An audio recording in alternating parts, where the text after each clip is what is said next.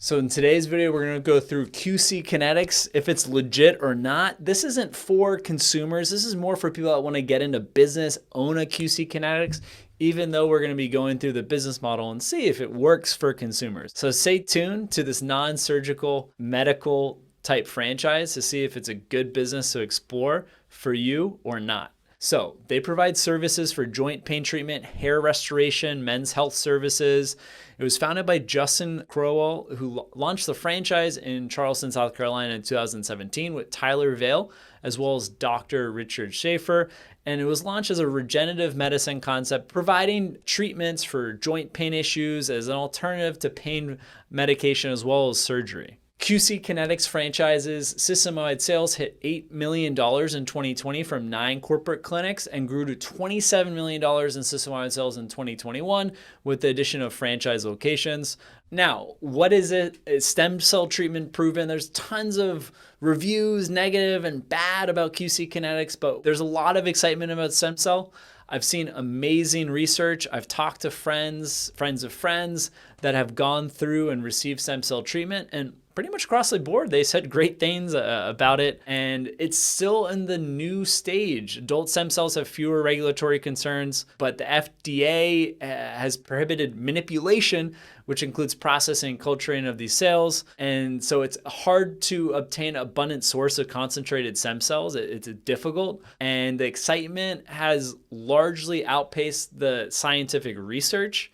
Again, it's a very new field. Time will tell, but from all I've heard pretty good things anecdotally from people that have had stem cell treatment thus far. Now, what QC Kinetix says on their sites, when used locally for musculoskeletal injections, both in and around joint soft tissues, we have found regenerative treatments to be both safe and effective. This has also been shown to be true in multiple medical studies. They don't list the medical studies. I'd love for QC Kinetix to reply to this video and list out and cite the medical studies. That'd be super helpful.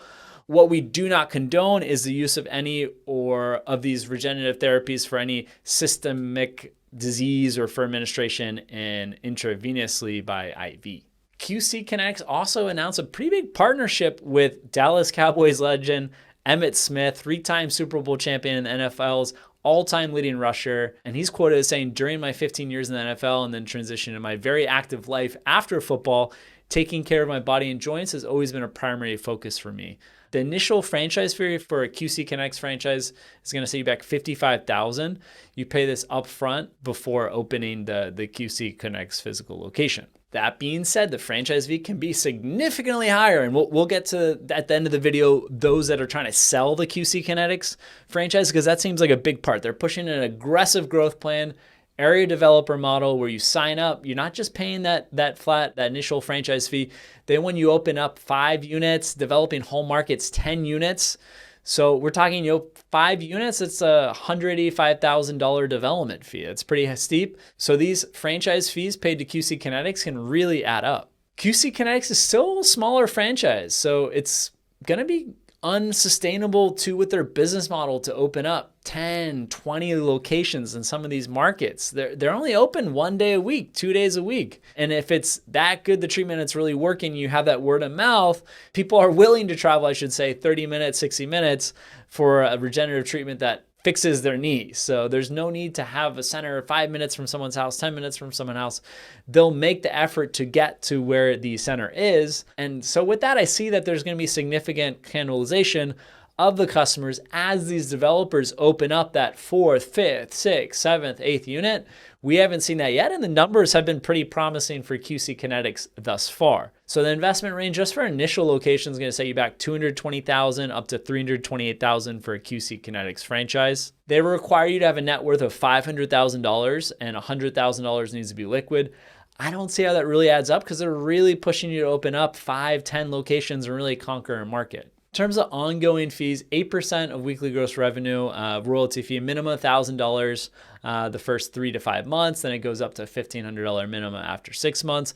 Marketing fee in the first month, $20,000. And then after that, it can be raised to $40,000. So we're talking about serious marketing engine. I would have hoped that it'd be more referrals and then more rely on that, but they do have a call center between $1,500 and $3,500 per franchise unit per month depending on the number of clinics in your territory. So as you can see, these fees do add up. And on top of all the fees I've gone through, initial and ongoing fees, QC Kinetix franchise made $2.6 million by selling equipment and products to its franchisees in 2021. They're making money a lot of different ways beyond the royalty. Now, the complaints, its style, the call center, the marketing, they're aggressively pushing this out. By the reviews, it looks like they're going after all different types of demographics, which I think is a little risky because they're going after people that $10,000 is a ton of money and they're going into debt to do this QC Kinetix operation, where it's different for someone that has more money and they're willing to test something for $10,000 and they've already tried.